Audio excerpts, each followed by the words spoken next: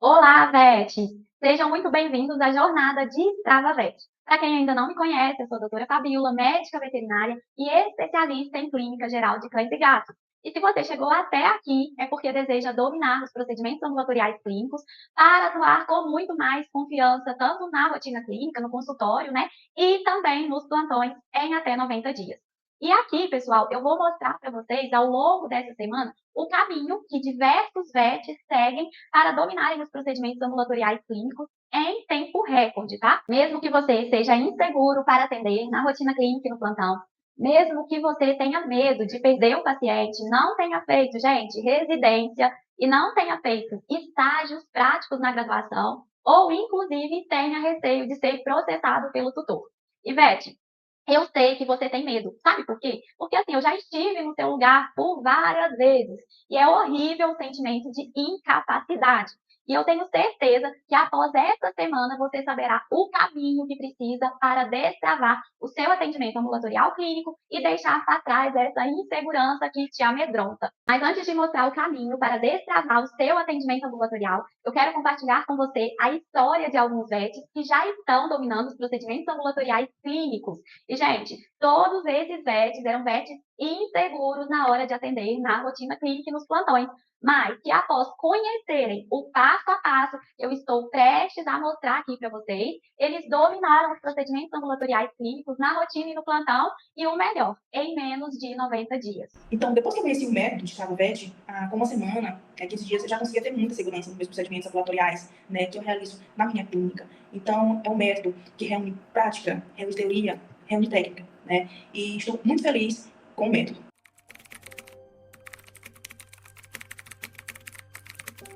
Olha, minha vida profissional, antes de conhecer o método Strava, era completamente insegurança, né? Eu tinha uma insegurança gigantesca, eu não tinha aquela firmeza de passar confiança para os tutores.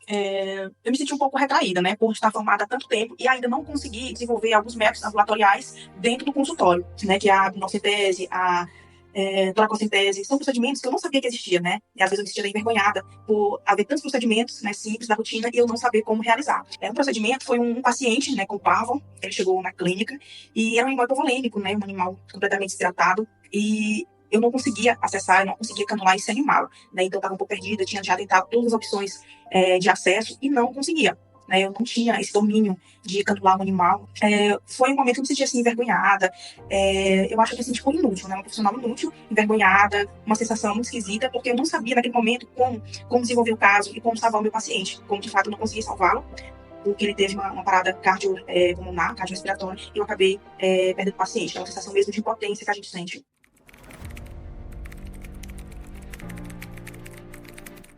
Depois que eu conheci, que eu tive a oportunidade de conhecer os métodos do Strava-Vet, eu me empoderei, sabe? Eu falei assim, cara, eu sou capaz, eu fui capaz. Então, eu não tenho mais aquele sentimento de inutilidade que eu sentia antes, né? Uma profissional, já com um bom tempo de formada, e eu não sabia desenvolver alguns métodos, né? Hoje eu não sinto mais essa sensação de inutilidade, na verdade. E, recentemente eu recebi na clínica um paciente felino que estava em parada cardiopulmonar, né? Hipovolêmico, completamente hidratado, e eu consegui fazer uma dissecação de veia e consegui canular esse animal, né? Diferente lá do primeiro caso, que eu recebi um cão com parvo, também completamente tratado. Isso foi antes, né? Eu ainda não conhecia o método, e eu perdi esse animal, infelizmente, porque eu não sabia fazer uma dissecação de veia. Aí eu não conseguia acessá-lo, não conseguia canulá-lo, e aí eu acabei perdendo o paciente. E agora, recentemente, né, semana passada, eu recebi esse felino, consegui canular ele, colocar ele na fluidoterapia e consegui salvá-lo, né? Então, foi muito bom, muito gratificante, foi excelente. Então, o método de Strava-Vet, ele veio para mudar, né, da minha vida, da minha rotina clínica.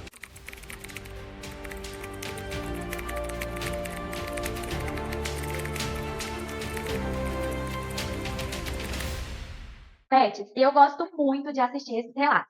Por quê? Porque eles me mostram exatamente o que eu quero que você, que chegou até aqui nessa jornada, viva. Imagine agora você atendendo os seus pacientes com muito mais segurança e sabendo, pessoal, inclusive, o que fazer sem medo nenhum de errar. E não tendo que encaminhar mais pacientes por não saber realizar determinadas técnicas que são essenciais aí para o atendimento dos nossos pacientes, ou inclusive fazer um diagnóstico equivocado e esse diagnóstico resultar em uma complicação do paciente. Mas isso eu sempre falo, não acontece da noite para o dia. E é por isso que você está aqui nesse evento, para eu te mostrar que diversos VETs estão seguindo um passo a passo que está transformando a vida deles. E nessa semana nós vamos destravar o seu atendimento. Vocês estão preparados? VET, vamos iniciar então a nossa jornada? E antes de te mostrar o passo a passo, eu preciso compartilhar com você como eu cheguei nele, ok? E quando, pessoal, eu me vejo fazendo um evento como esse, eu analiso toda a minha trajetória e eu fico extremamente orgulhosa da minha carreira. Hoje eu sou uma referência aqui na minha região no que diz respeito aos atendimentos ambulatoriais clínicos. E eu recebo, gente, todos os dias, pacientes vindos de outros colegas com o objetivo de resolver o seu problema, tá? Visto que eles já passaram por vários outros VETs e não tiveram resultado, né, nos protocolos terapêuticos que foram estabelecidos. E eu realizo atendimento clínico geral e especializado hoje em 2 hospitais de referência na minha cidade, sendo que um deles é o Hospital Escola da faculdade que eu me formei. E além disso, pessoal, eu também sou professora em diversos cursos de pós-graduação, onde o foco é os procedimentos ambulatoriais clínicos e emergências, tá? E eu não estou falando isso aqui para me enganar, mas para dizer para vocês que nem sempre eu fui assim, tá? Eu já estive aí, ó, no seu lugar. Eu já fui uma VET recém-formada. Eu tinha também diversas inseguranças na hora de atender no plantão e na rotina clínica. Eu sou nascida em Viçosa, morei, estudei toda uma vida em Viçosa. E eu moro, pessoal, em um bairro mais afastado do centro de Viçosa. E durante todo o meu tempo, né, de graduação, na verdade de estudo mesmo, eu tive que depender de ônibus para ir e voltar da faculdade. E eu estudei em uma faculdade particular, mas na época do ensino médio, o meu sonho, gente, era cursar medicina veterinária em uma faculdade federal, tá?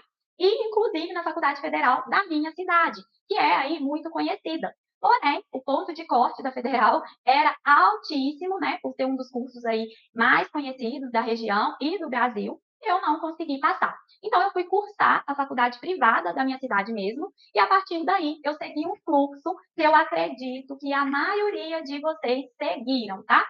Eu comecei a graduação e logo no começo da graduação é aquela alegria, né, gente? Tudo é muito novo, então a gente vai aprendendo uma coisa ali, outra coisa aqui, e tudo deixa a gente muito feliz. Só que chega aquele momento que a gente precisa decidir, né, em qual área que a gente vai atuar, qual área que a gente vai seguir. E foi nessa fase que eu comecei a me sentir insegura, pois eu comecei a ouvir dos professores ali da graduação que, para ser uma boa veterinária, eu precisaria cursar uma residência, como se fosse a única oportunidade de me tornar ali uma ótima vet, tá? E eu fui pesquisar sobre, e acredita, gente, que a única que tinha na minha cidade era justamente na federal. Então eu falei, não, eu preciso me candidatar. Fui lá, me candidatei e por décimos, 2 décimos, tá, pessoal? Eu não consegui entrar. E aquilo me frustrou demais, sabe? Me frustrou de uma maneira tão grande que eu achei que eu não seria mais uma boa veterinária, que eu tinha perdido a oportunidade da minha vida. Então eu me senti tão perdida, mas tão perdida, porque eu acreditava, né, fielmente que só a residência me traria conhecimento teórico e prático e uma experiência para conseguir atuar na rotina clínica, porque eu passei a graduação inteira ouvindo isso, tá? E eu preciso dizer algo para você que está aqui, Vete. A graduação, ela nos entrega o conteúdo de acordo com a matriz curricular que foi proposta. E até aí não tem problema nenhum.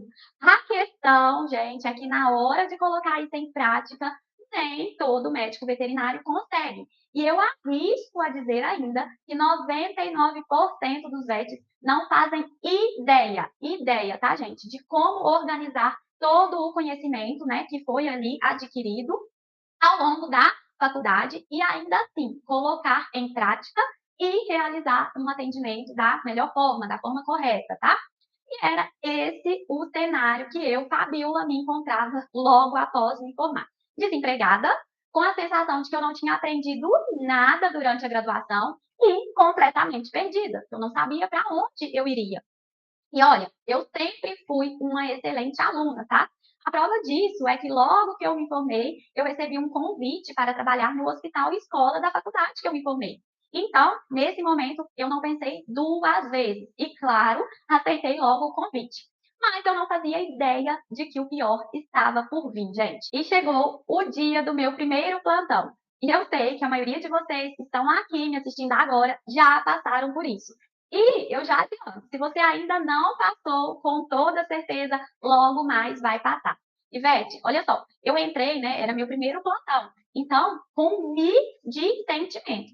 Eu estava muito feliz, feliz por estar ali exercendo a minha profissão, né, a tão sonhada profissão, mas também muito insegura e com muitos medos, tá? É aquela coisa, se chegar um paciente é bom, né? A gente fica feliz porque tá chegando animal no nosso plantão. Mas, ao mesmo tempo, não é tão bom assim. Por quê? Porque se eu sei realizar o procedimento, se eu sei conduzir o caso, é um grande alívio. Mas e se eu não souber? Aí, Vete, o desespero bate, começa aquela suadeira, o nervosismo, a gente fica perdido, pega o celular para tentar buscar informação, liga para o colega Vete, abre livros, vídeos no YouTube, na tentativa de procurar uma solução, né? E assim, gente, o tutor, com toda certeza, ele está aqui, observando tudo isso. E o meu dia de viver esse mix de sentimento tinha chegado. Eu me lembro como se fosse hoje, gente, no meu primeiro plantão, hein? Por falta de experiência, eu até fico com vergonha de contar isso aqui para vocês. Eu fiz a veterinária responsável pelo internamento sair da sua casa e ir até o hospital para ver o porquê o paciente dela, né, o paciente que eu estava ali monitorando no internamento, não estava produzindo urina. Eu já tinha passado a sonda nesse animal e nada de retornar urina. Eu falei para a veterinária e parecia que o animal tinha entrado em anúria, ou seja, tinha parado de produzir urina. E quando ela chegou, gente, vocês não acreditam o que aconteceu. Ela simplesmente trocou a sonda uretral por uma sonda nasogástrica longa e a urina retornou imediatamente, tá? E assim, eu fiquei péssima, né? Com toda aquela situação. Como assim? O problema era uma sonda. E assim, gente, naquele momento ali, a falta de habilidade, a falta de prática, de conhecimento técnico e, inclusive, de raciocínio clínico, tá? Predominou. E o que a PET responsável ela fez, gente? Simplesmente trocou a sonda, tá? Pegou uma de calibre maior e substituiu, porque eu estava usando uma sonda de calibre menor. Ivete, olha só, imagina a minha cara ali, vendo toda aquela situação. Uma coisa muito simples, né? Mas que eu, Fabiola, naquele momento, não consegui resolver, não consegui criar o raciocínio clínico necessário para atuar com segurança naquela ocasião. E então eu decidi que eu não queria mais passar por constrangimentos como o que eu havia passado. Visto que também eu tinha muito medo, né, gente, de perder o meu emprego. Eu queria mostrar ali que eu era segura, que eu sabia atuar. Então, eu comecei a partir daí registrar um passo a passo que facilitasse a minha tomada de decisão nos atendimentos. E esse passo a passo, gente, que foi criado por mim, ele deu tão certo, mas tão certo, que eu nunca mais passei aperto ou tive dificuldades para atender os meus pacientes. Eu falo que depois, né, que eu criei esse passo a passo, sempre que me aparecia uma dificuldade, eu pegava o meu material, consultava a minha metodologia, né, que era o passo a passo que eu havia criado, que hoje eu chamo de método de Travavet, e dava tudo certo. E é justamente esse passo a passo, pessoal, que eu quero compartilhar com vocês aqui durante essa semana. E sabe por quê? Sabe por que eu, Fabiola, resolvi vir aqui e compartilhar isso com você? Porque eu sei que você também pode ter tido vários obstáculos durante aí a sua graduação. Por exemplo, gente, eu vou citar alguns aqui, tá? Eu sei que muitos aí tiveram dificuldades para conseguir estágio, porque trabalhava e estudava, porque as portas não se abriram, porque tinha vergonha de pedir estágios, tá? Outros, inclusive, tinham vergonha de retirar as dúvidas durante o estágio. Acompanhavam os VETs, mas não tinham coragem ali para pedir um veterinário para realizar um procedimento, ia para casa com dúvidas, sem discutir o caso clínico por vergonha, tá? Ou então não tiveram aulas práticas efetivas durante a graduação, foram prejudicados aí pela pandemia, né, com as aulas práticas. E tudo isso, pessoal, tudo isso trouxeram aí medo e muita insegurança para vocês conseguirem atuar aí na rotina clínica e no plantão. E, inclusive, esses medos estão paralisando vocês até hoje e impedindo a sua evolução profissional, impedindo você de se destravar, de destravar o seu raciocínio clínico e chegar, né, onde você tanto almejou, que é ser aquele vet, né, que tem um bom emprego, que é reconhecido, que é recomendado pelos colegas. E eu também, gente, sei que você pode, inclusive, ter colocado aí na sua cabeça que a residência é a única oportunidade, o único caminho que você tem ou que você tinha, né, para se tornar um profissional de excelência. Porque, infelizmente, os professores, durante a graduação, reforçam essa ideia o tempo todo. E eu consigo afirmar isso aqui para vocês com muita segurança, porque eu também pensava dessa forma. Porém, o meu desejo hoje, gente, é que assim como eu, Fabiola, você não se diminua de forma alguma. Eu quero que você vire esse jogo, tá? Que perca o medo e a insegurança para atuar e atue aí nos plantões, na rotina clínica, com muito mais confiança. Eu quero ver você se destacando no mercado, gente, independente de todos esses obstáculos aí que você enfrentou na graduação e que tem enfrentado até hoje na sua rotina clínica. E sabe o que é melhor de tudo isso? Você não estará sozinho, tá? Pois eu, Fabiola, estou aqui, ó, compartilhando com você, entregando para você, tá? O método que eu criei, que me ajudou a destravar, tá? Que destravou, inclusive, o meu atendimento clínico e que também hoje ajuda diversos VETs em todos os cantos do Brasil. E hoje, inclusive, eu vou evidenciar através dessa aula aqui, pessoal, quais são os 4 pontos, tá, de falha durante a graduação na hora de ensinar vocês a criarem o raciocínio clínico. Eu imagino que essa aula vai gerar uma certa polêmica, tá? Por quê? Porque a realidade é essa e precisa ser dita, tá? Mas eu preciso falar algo aqui para vocês antes. Eu não estou de forma alguma criticando a graduação, tá, gente? E muito menos a faculdade, porque eu sei que nós precisamos de toda a bagagem que a faculdade nos traz para nos tornar aí médicos veterinários, tá? E eu também entendo que montar uma matriz curricular é extremamente difícil. E talvez por ter que reunir ali, né, tantos assuntos de tantas áreas em um espaço muito curto de tempo, a grade curricular ela acaba não sendo efetiva na hora de preparar você na sua área de especialização, na hora de te preparar para a área que você quer atuar como médico veterinário. Quando você entrou na graduação e recebeu a matriz curricular do curso de medicina veterinária, eles, na verdade, entregaram através daquele documento, eu lembro como se fosse hoje, a gente recebe um caderninho ali, né, gente, com a grade curricular do curso. Mas o que a gente tem em mãos, quando a gente vai avaliar, é um documento com a trajetória que vai ser percorrida ao longo dos anos aí de estudo. E isso, gente, é o que o ensino tradicional diz, tá? Mas na minha concepção hoje, como médica veterinária, como professora, o que a faculdade entrega, na verdade, é um quebra-cabeça, tá? Todo desmontado e cheio de peças. Olhando anos aí, após me formar, eu vejo isso claramente. Eu consigo perceber que a graduação, ela é sim um quebra-cabeça. E que as disciplinas, elas são ministradas, né, como peças desse quebra-cabeça, que no final de 5 anos vão precisar aí serem juntadas para que a gente consiga finalmente se tornar médico veterinário e exercer nossa profissão. E assim, você inicia sua trajetória na VET e após o longo período da graduação, agora você se encontra dentro de uma clínica veterinária, dentro de um hospital veterinário e precisa ser realmente médico veterinário, tá, gente? Atuar e se responsabilizar por tudo que der de errado, tá? Mas é nesse momento que você se encontra perdida e insegura. E qual é a consequência dessa situação? A consequência, gente, é uma chuva de pacientes sendo encaminhados. Encaminhados por quê? Porque vocês não sabem conduzir esses pacientes. Eu vou explicar melhor aqui para vocês essa afirmação. Olha só. Por exemplo, se chega um paciente que precisa realizar uma toracocentese. Se você não sabe realizar essa toracocentese, o que você faz?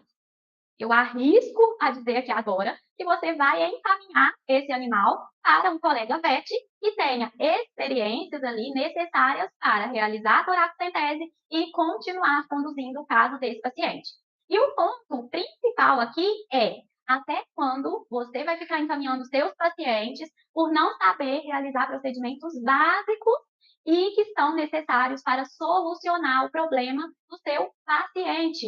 Olha só, gente, quando eu falo em procedimentos básicos, é procedimentos básicos, acesso venoso, punção de medula, toracocentese, tá? Abdominocentese.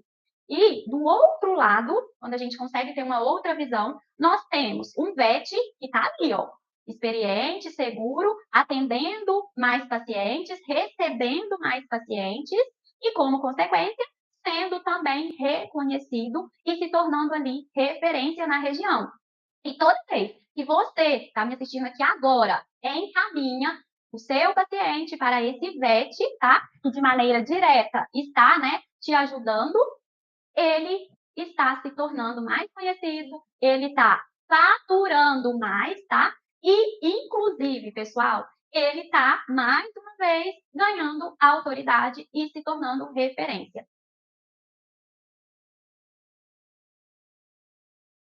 E agora, pessoal, vocês devem estar se perguntando assim, Fabiola, como você sabe disso? Eu já adianto. Olha aqui para mim, gente. Olha para mim aqui nessa aula. Eu sou a VET que recebe hoje os pacientes desses VETs inseguros que não conseguem conduzir os seus pacientes da forma correta, tá? E eu tô falando isso aqui para você, gente, porque isso acontece todos os dias na nossa profissão. O VET que não domina a clínica médica, infelizmente, ele vai ser o VET que vai atender menos pacientes. Agora, o VET que domina a clínica médica, que sabe criar aí o raciocínio clínico, com toda certeza é o VET que não fica sem paciente e que vai ter sempre um consultório cheio, tá? Mas você vai dizer, Fabiola, eu atendo todos os pacientes que chegam para mim, porém, e a quantidade de retorno que você tem? Aqui na minha região também acontece isso, VET. Olha só, os VETs atendem os animais para não perder pacientes, tá? Mas não conseguem resolver o problema. E aí, o que acontece? Esse paciente, ele vem para mim, porque o tutor fica insatisfeito e quer buscar outro veterinário que consiga, né, solucionar o problema do animal. E no final das contas, sabe quem sofre com isso, gente? Os pacientes e os tutores. Por quê? Porque existe uma demanda muito grande de paciente, mas poucos VETs qualificados, poucos VETs que dominam de maneira completa a clínica médica de pequenos animais. E o dilema que eu enfrento com os VETs que recebo é sempre o mesmo. E a pergunta também é sempre a mesma, né? Eles falam assim, professora, mas de quem é a culpa? Aí que tá, gente. Até certo ponto, você, médico veterinário, não tem culpa. Por quê? Porque a graduação, como eu já disse aqui para vocês, ela te entregou várias peças do quebra-cabeça, mas ela não te ensinou a montar esse quebra-cabeça, a juntar essas peças. Porém, nessa semana, eu vou mostrar para vocês o caminho que você precisa seguir para resolver o problema da sua insegurança, para que você consiga perder o medo e atender na clínica médica, nos hospitais e no plantão com muito mais segurança. E eu já adianto, agora, depois da jornada, se você não fizer nada para mudar o que está te paralisando aí sim a culpa vai começar a ser sua também. E não só da graduação, tá? Então, pessoal, finalmente chegou a hora de abrir os olhos de vocês, tá? Eu vou abrir os olhos de vocês aqui, mostrando para vocês quais são as falhas que a graduação cometeu com você. A primeira falha, pessoal, olha só, a graduação, ela não nos ensina a montar o quebra-cabeça.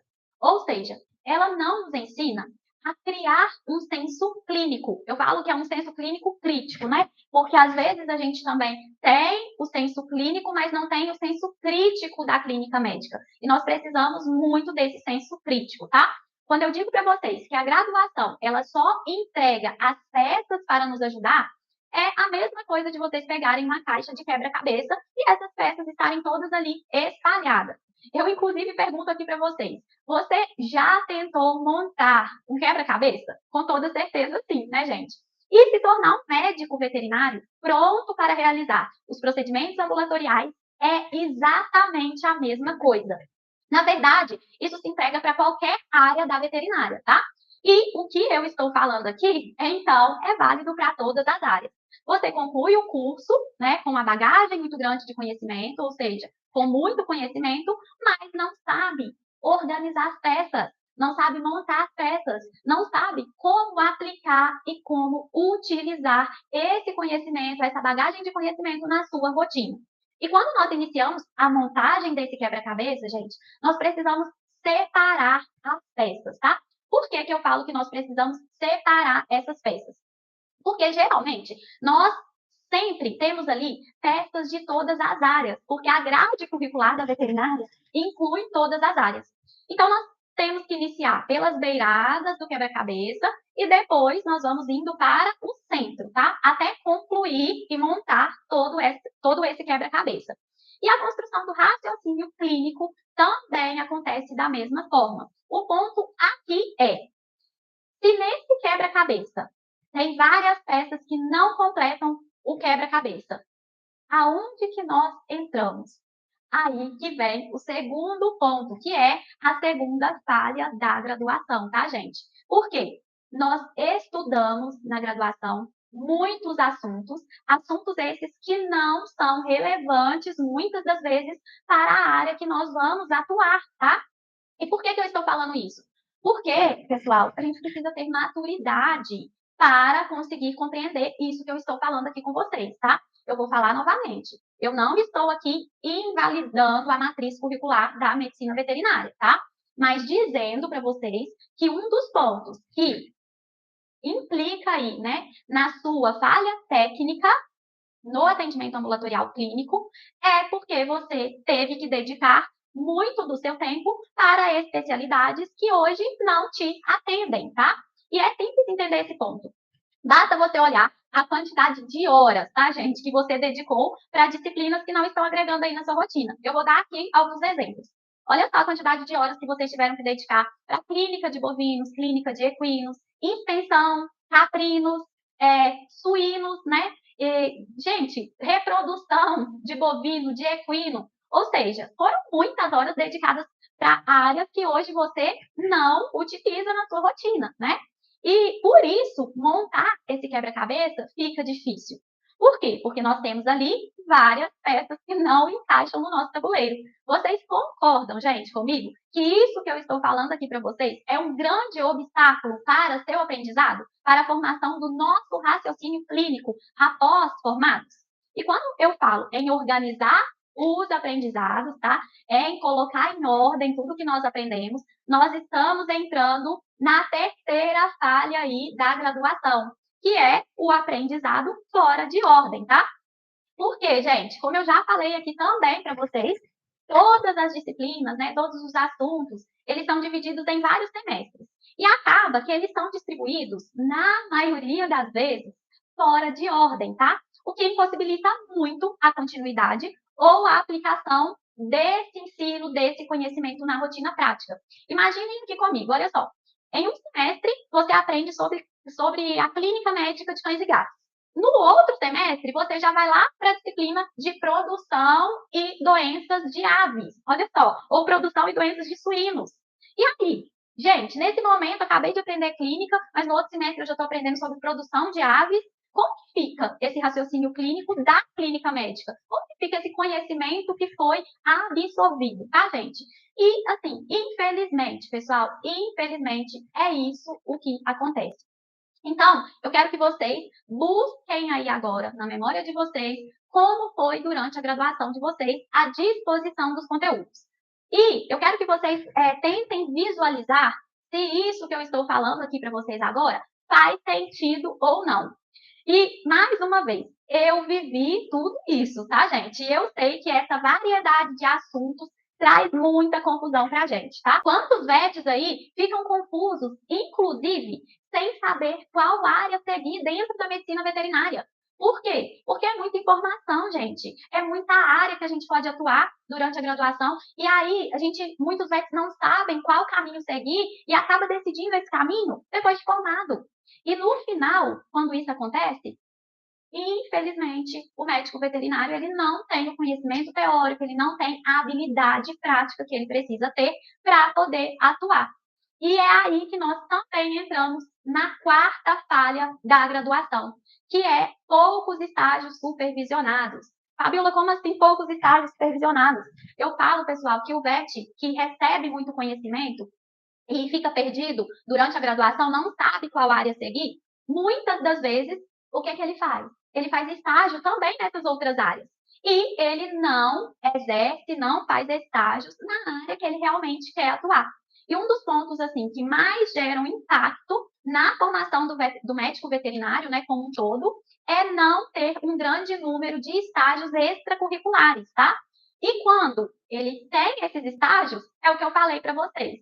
Muitas das vezes fez em outra área ou não teve a capacidade de se desenvolver naquele estágio. Por quê? Porque não era ali o preferido do médico veterinário, tá, gente?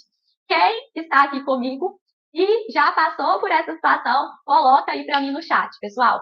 Eu falo que isso é muito comum, né? Os meus alunos sempre chegam para mim e falam, professora, olha só, eu fiz estágio, mas no estágio tinha os estagiários preferidos dos médicos veterinários, que eram aqueles que ficavam ali o tempo todo com eles. Então a oportunidade era dada só para eles. E eu não conseguia atuar. E acabava que eu virava, muitas das vezes, estagiários do estagiários. Então agora eu tenho certeza que tem gente que está vivendo isso, que é estagiário do estagiário, e também tenho certeza que se você já passou pela vida de estagiário, você também já viveu isso, tá? E por que que eu digo, gente, que a falta de oportunidades de estágio impactam diretamente na formação do médico veterinário? Porque o estágio, eu falo que ele é um dos pilares principais da graduação. Ele é o que vai te ensinar a aplicar os conhecimentos adquiridos em aula. Ou seja, é nele que você vai colocar tudo o que você aprendeu na teoria em prática, tá? E sem um bom estágio, a chance de você se formar inseguro é cada vez maior, tá?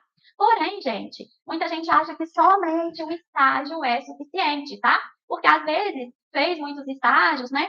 Mas é o que eu falei também aqui já para vocês, e vou repetir de novo. Não adianta você ter uma grade curricular de estágio enorme, com várias horas de estágio, se você não tiver feito estágio na área que você quer realmente atuar, tá? Por quê? Porque você vai ter muito conhecimento, mas que não vai ser aplicável aí na sua rotina. E no final das contas, gente, você não vai se sentir pronto para poder atuar, mesmo tendo feito vários estágios, tá? E eu lembro muito bem, eu falo isso como se fosse hoje, tá? Mesmo tendo muita experiência com estágios, eu me sentia muito insegura. E olha, sim, que eu fiz muitos estágios e na minha área de atuação, porque eu nunca tive dúvida em qual área que eu queria atuar, tá? E eu sei que é isso que muitos de vocês também podem estar sentindo. Insegurança e medo, tá? Eu lembro como se fosse hoje de uma gata de espineica que eu atendi em um dos meus primeiros plantões.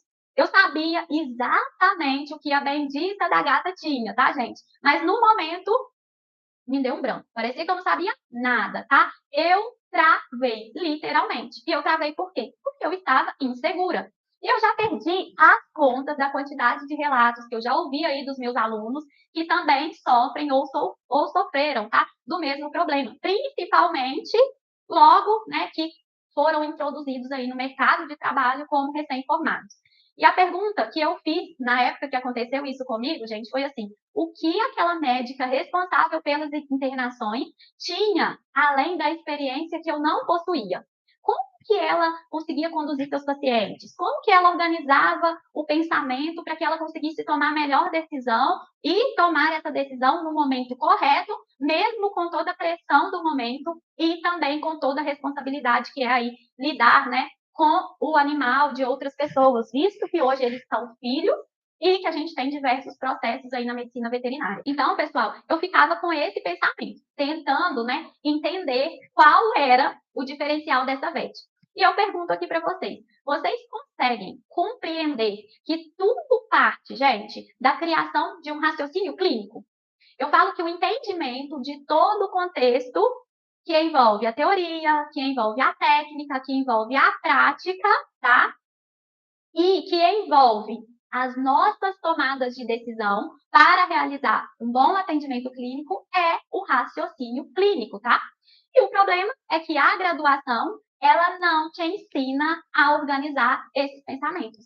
Justamente porque nós temos uma carga de disciplinas, né, para fazer, que muitas das vezes não vão ter serventia nenhuma na nossa área de atuação. Isso significa, Vete, que nós acabamos tendo aí vários VETs que não possuem aptidão, tá, gente? Aptidão para desenvolver um diagnóstico clínico. E isso, infelizmente, se agrava ainda mais, tá? Quando constatamos que muitos também não obtiveram conhecimento teórico, conhecimento técnico e conhecimento prático de qualidade durante a graduação. Mas isso é um assunto que eu vou entrar na nossa aula de quarta-feira, tá? E o que eu estou querendo formalizar na sua cabeça aqui, na nossa aula de hoje, é que a graduação, gente, ela não vai fazer você desenvolver diversas qualidades necessárias e a principal delas é o raciocínio clínico na hora do atendimento. Justamente por te ensinar as coisas de maneiras soltas, desorganizadas, fora de ordem, tá? Entregando apenas peças, todas as peças do quebra-cabeça, mas deixando você sozinho na hora de montar de uma vez por todas esse quebra-cabeça, que é quando você se forma aí e começa a exercer a profissão. Em outras palavras, pessoal, você se formou ou vai ainda se formar sem saber como juntar essas peças. E sabe o que me deixa mais apreensiva diante de tudo isso? É saber que alguns de vocês vão ignorar essa aula e, inclusive, por vaidade, por orgulho, vão achar que eu estou falando aqui asneira, tá, pessoal? Porque aqui nós temos VETs que acham que vão conseguir juntar as peças desse quebra-cabeça sozinho, que não precisam de ninguém para auxiliar, e pensam que já juntaram essas peças e que estão preparados, mas na verdade, na hora que começar a ter a dificuldade na rotina clínica e no plantão, irão ver, né, que não estão. E também VETs que sabem da existência dessas peças, mas que não vão se importar, que não vão fazer nada para juntar esse quebra-cabeça. Porém, eu também sei que aqui nessa aula tem aquele VET que reconhece tudo isso que eu falei e que também reconhece que precisa desenvolver essas habilidades e que não vai perder por nada a nossa próxima aula, tá? Por quê? Porque nessa aula, VET, eu vou te ensinar, através do método que eu criei, como é possível acelerar aí o seu desenvolvimento no raciocínio clínico, tá? Aprendendo o que é e quais são os pilares para desenvolver o seu raciocínio clínico e dominar o atendimento ambulatorial em até 90 dias. São esses pilares que sustentam o raciocínio clínico para você conseguir se destravar e ser um VET de referência aí na sua região. Então, já pega o caderninho, anota aí, gente, ó, quarta-feira vocês têm um encontro marcado comigo e esse encontro é para você que deseja descobrir os pilares que vão te arrancar, tá? Te arrancar mesmo dessa fase da insegurança na hora de realizar seus atendimentos e também vai te deixar livre aí do medo de atuar na rotina clínica e no plantão. E só para vocês não esquecerem, hoje você que está aqui me assistindo até agora, que ficou aqui comigo, aprendeu que, infelizmente, a matriz curricular do curso de medicina veterinária, ela é criada, tá? Para te entregar o conteúdo base para a sua formação. Mas que isso, infelizmente, não te ajuda a desenvolver o raciocínio clínico para que você consiga aí atuar com muito mais segurança na rotina. E é por isso que muitos dos VETs hoje que se formam, né, acabam travados, acabam aí inseguros na hora de atuar no consultório ou no plantão, porque, infelizmente, gente, não sabem o que fazer quando recebe o paciente, não sabem quais medicações prescrever, não sabem qual procedimento ambulatorial clínico realizar, não sabem interpretar exames e não sabem, gente, conduzir esse paciente. E essas, né, tudo isso que eu falei aqui para vocês, são as peças do quebra-cabeça que você acaba tendo que montar sozinho, que é juntar, né, gente? Laboratório clínico, diagnóstico por imagem, a clínica médica, a patologia clínica, a farmacologia, tudo em um só paciente e conduzir o caso clínico desse paciente. E agora, Beth, você já sabe exatamente o motivo, né, pelo qual o seu atendimento está aí travado. E a pergunta que eu te faço agora: Você está pronto para descobrir os pilares para desenvolver seu raciocínio clínico e dominar o atendimento ambulatorial clínico em até 90 dias? Se a resposta de vocês, né, foi sim, eu tenho um convite super especial para vocês. Na quarta-feira, então, eu vou liberar a nossa segunda aula da jornada, tá? E nela eu vou compartilhar com você os pilares que são a base do método de Strava, o passo a passo que você precisa seguir e que eu, Fabiola, criei para destravar o seu atendimento ambulatorial clínico, para você conseguir aí atuar com muito mais segurança e confiança na rotina clínica e no plantão em até 90 dias, ok? Ah, e inclusive, pessoal, eu já ia até me esquecendo aqui. Se você ainda não entrou na comunidade da Jornada de Strava Vet, você já está aí perdendo uma grande oportunidade de fazer parte da maior comunidade de clínicos gerais do Brasil. Aqui embaixo, você encontra, aqui embaixo mesmo, tá, gente? Você encontra um link para entrar dentro da comunidade. É só clicar nesse link e solicitar a sua adesão. E falando na comunidade do Facebook, eu quero desafiar você a fazer um post falando qual foi a sua opinião, tá? E qual foi aí o seu principal ponto de vista da nossa aula de hoje? E no que essas informações que eu passei aqui hoje para vocês te ajudou. E não esqueça, pessoal, eu quero que vocês coloquem lá também de qual estado, de qual cidade que vocês estão, para eu ver quem que é o VET, eu conhecer os VETs que estão me acompanhando aí nessa jornada. Tudo bem, então? Combinado, pessoal? Eu, juntamente com a minha equipe, vamos selecionar, tá? Os melhores posts para premiá-los com uma grande surpresa. Agora, então, nós finalizamos a nossa primeira aula e eu agradeço imensamente a presença de vocês aqui. Um grande abraço e até quarta-feira, gente!